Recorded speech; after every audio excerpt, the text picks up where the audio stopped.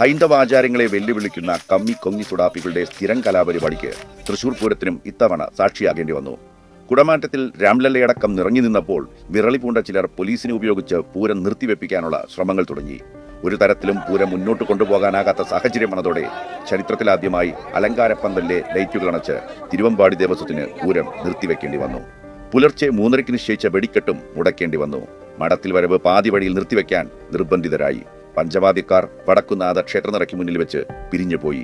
ആനകളും പൂരപ്രേമികളും മടങ്ങി. ഇതിനായി അണിയറയിൽ കരുക്കൾ നീക്കിയ ഭരണ നേതൃത്വവും കോൺഗ്രസും ഒന്നും അറിഞ്ഞില്ലെന്ന ഭാവം നടിച്ച് നിശബ്ദത പാലിച്ചു. ഹൈന്ദവ ആചാരങ്ങളെ എന്നും വെല്ലുവിളിച്ചാണല്ലോ ഇവർക്ക് ശീലം. ഒടുവിൽ തൃശൂർ നെഞ്ചേറ്റി കഴിഞ്ഞ സുരേഷ് ഗോപിയുടെ ഇടപെടലാണ് പൂരം പുനരാരംഭിക്കാൻ വഴിയൊരുക്കിയത്.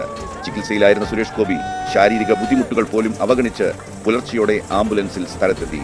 അദ്ദേഹത്തിന്റെ നേതൃത്വത്തിൽ നടത്തിയ ചർച്ചകൾക്കൊടുവിൽ ചിലരുടെ തിട്ടൂരത്തിന് വഴങ്ങാതെ പൂരം പുനരാരംഭിക്കാൻ